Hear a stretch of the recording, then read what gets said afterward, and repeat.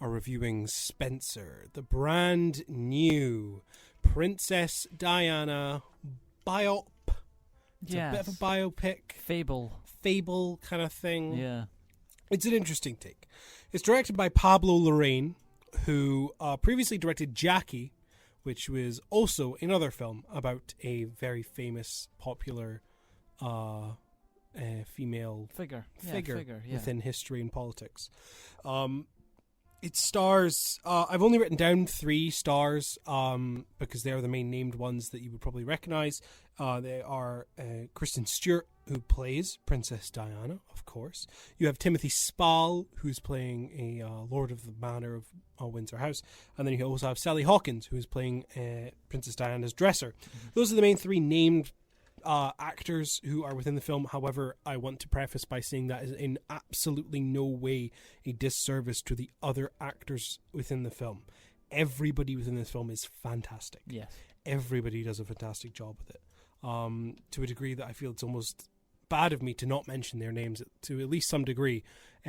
Particularly the 2 young boys who are playing Harry and William. Mm-hmm. They both do tremendous jobs. Especially with what I've later found out, I was just telling you outside the studio, they're one of their main scenes is a scene where they are comforting Princess Diana with playing a Christmas game, basically, late at night one night. Yeah. And I will later found out that scene is highly improvised. Mm-hmm. Which is that is very impressive. Very impressive, not only for the 2 young boys who are playing William and Harry, but also to Kristen Stewart herself, who's playing Diana. They are Jack Neelan, who's playing William, and Freddie Spry, who's playing Harry. Also a shout out to Jack Farthing, who plays Prince Charles, who is also very good within this film. And also shout out to Sean Harris, star of the Mission Impossible films, as he plays Darren, who is the head chef for Windsor Castle. Right. Spencer is a very kind of interesting film because I went to see it with my mum and my auntie, 2 people who were heavily exposed to Princess Diana when she was around in the mid-90s, when she was connected to the royal family. And what I've discovered is that the image that both my mum and my auntie will have made of Princess Diana through the media that they were shown of her, the paparazzi, the conversations at the time, and how different they are to how she is portrayed within this film. Mm-hmm. The way that Kristen Stewart plays Diana has been hailed as one of the most impressive and best performances of Diana that anyone has seen. I was checking some of the trivia on IMDb because I like to do that every once in a while, and found out that her Princess Diana's own former bodyguard, Ken Worf, watched the film and said that her performance of Diana is just absolute perfection in the way that she speaks, her mannerisms, even her walk, which was something that my mum and my auntie commented on.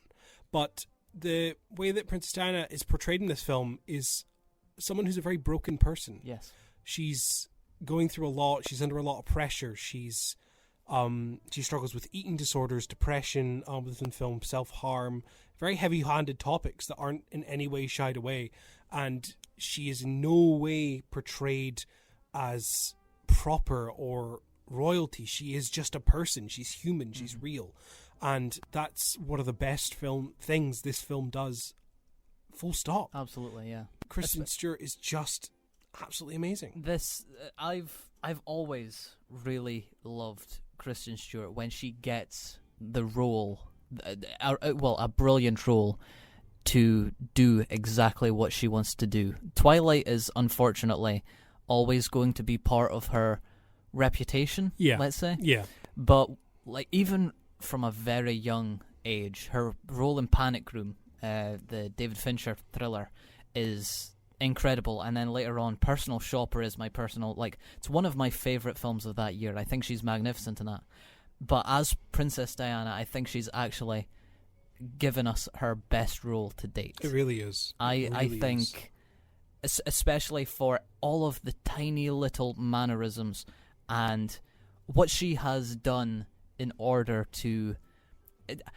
And the best thing I will say is this, as we said at the beginning, it's partly fact, but this is mainly fictional in terms of what is happening. Mm-hmm. The events actually happened, however, because no one could really tell you what actually happened behind closed doors. This is just an account of what might have happened behind closed doors over these days. Yes. But in saying that, her portrayal of Princess Diana is one of the most real I think I've ever seen. I believed that Kristen Stewart was Princess Diana. She has absolutely everything down to a T. And absolutely everything. I read an interview that she did in Sight and Sound magazine in which she mentioned how physical the role was. And thinking back, I thought to myself, was it a physical role? But then later on, she mentions how what she means by that is, like I said, the mannerisms, everything that she does with her face, all of the little movements that she does in order to portray Diana perfectly. And then she says that every single day it left her exhausted. And I'm like, no wonder. Like, everything that she does in this film is to a T. And there's no room for error. And it's brilliant. It is absolute perfection. Just for lack of a better word. She does. Even her accent, the way that she speaks is so proper and so well done. It is fantastic. I am someone who never really takes note of some things within films, and one of those things I never really take note of is the soundtrack. Oftentimes I'll walk out of a film and you'll say to me, "Oh, how good was that soundtrack?" And I'll go, "Oh, I didn't really notice it or anything." You know, it's rare that a soundtrack will ever draw me in. Some of my favorite soundtracks are very odd picks. Like, I adore the soundtrack to Knives Out. Yeah, definitely. Which is what some people will consider being a bit of a different choice, you know. But in this film, the soundtrack is genuinely awesome. Yes. And for reasons that I think make it awesome, are quite unique to it. So the soundtrack is freeform jazz the entire way through, from a completely live orchestra that you can hear. You can hear them picking up and putting down their bows for their violins and their strings. And it's a full orchestra, completely full. There's a very, very large range of instruments being used. But the entire thing feels like improv freeform jazz that is made to go along with each individual scene within the film. So whenever you have the royal family, there's always really very foreboding strings, very long draws of bows, and it really builds tension. But in those tender moments with just Diana being on her own, it moves into more of a slower piano, or it will move into some, it goes all over the place, but it works so well with every scene that it's used for. Some people might think it's weird, but I genuinely love think the fact that it's weird. I love that it's weird. I think it's Johnny Greenwood that did the soundtrack. Interesting. I think.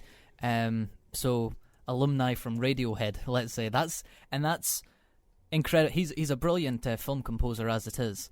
But this one definitely, the soundtrack even draws, I'd say, to a horror film at times. It does. This it really feels, does. As a whole, actually, this film feels like a ghost story. The way that it's set up, the way that it plays about. Princess Diana feels like she's walking through mansions, a haunted house even. Yeah. And the soundtrack just accompanies that beautifully, actually. But yeah, I totally agree with you in the sense that it's really, strange and weird. I give you this information now, looking further into it.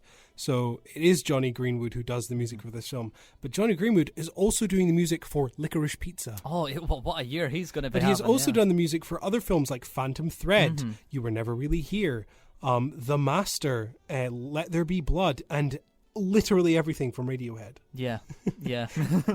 But yeah, brilliant. And another excellent soundtrack to the rest of those. Yeah, I agree. The way this film looks, the mise-en-scene, the camera work, the cinematography, all very, very well done, all very deliberate. Scenes in which Diana is being watched over by people, oftentimes very close, very quite confined cinematography and camera work.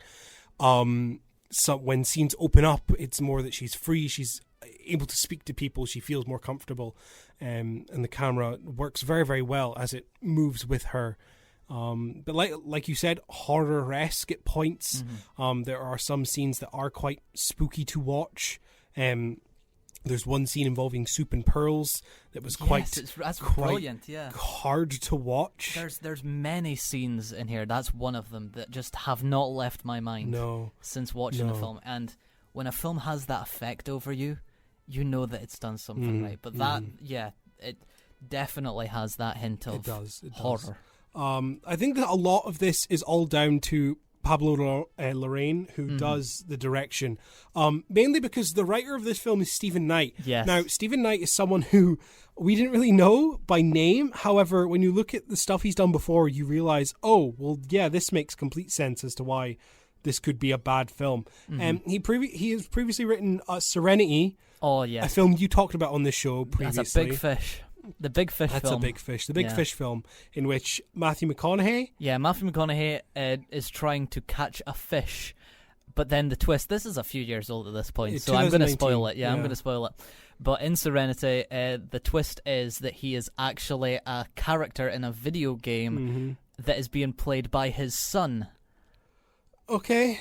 Not a good film strange, whatsoever. Very strange. And a terrible screenplay at that. He wrote that film. Yeah, exactly. However, he did the screenplay for The Girl in the Spider's Web. Also the worst girl movie. A really bad film. Yeah. But for some reason, Spencer is fantastic. And for that, I've actually wrote down on my notes that the screenplay could be read as very on the nose. And I feel like it could because...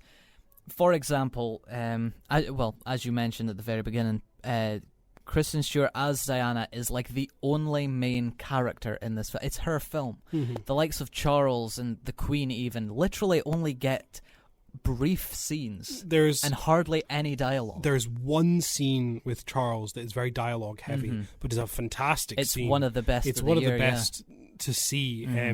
It's thrilling. It is. It is a thrilling scene. It's a very, very good conversation. And the Queen gets one scene as well. Now, I don't want to bring in political opinions to this show, of course. I'd love to keep those out of there. But whenever a film touches upon them, I always feel it necessary to at least share how I feel about them. Now, as a Scottish person, my love for the royal family isn't exactly 100%. I'm not someone who is much of a royalist. In fact, I'm very much the opposite. I don't really think they are of much importance, if you will. Yes.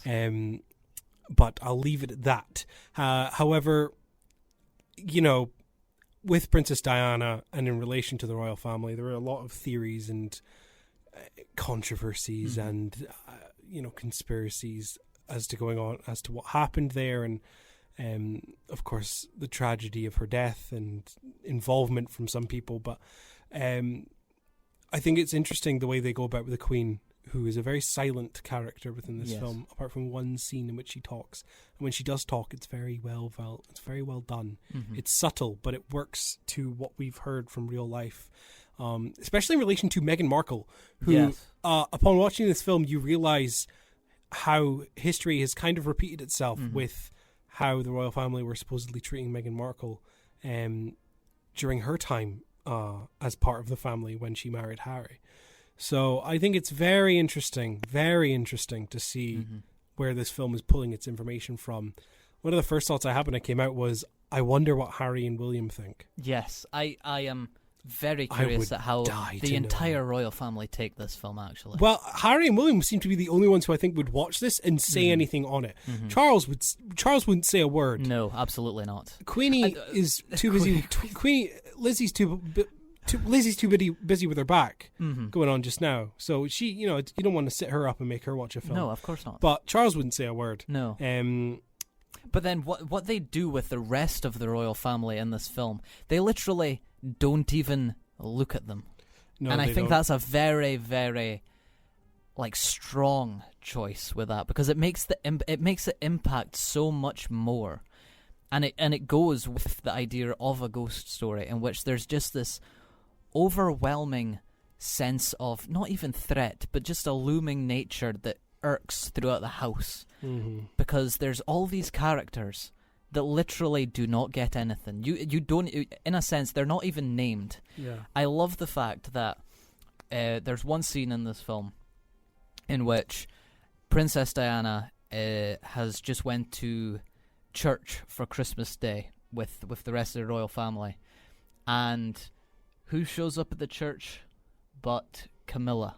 But Camilla is never once mentioned. Her name is never mentioned throughout the entire film. And little parts like that, you're like, this has been effectively communicated through every inch of not just the screenplay, but also the direction of, well, we're not going to make it the royal family film. We're not going to do that. This is Princess Diana's film.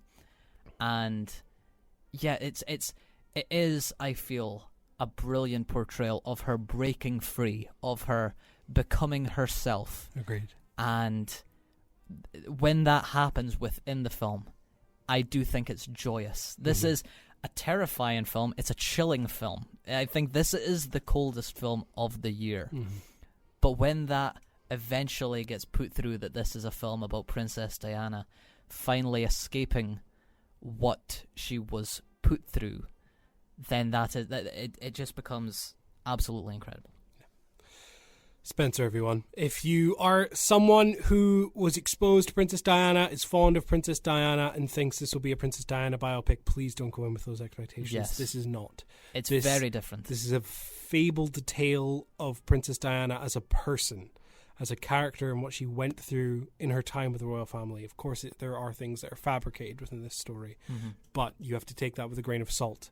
And, who knows how fabricated they really are. Exactly. This could be all set in reality. This could all be fake.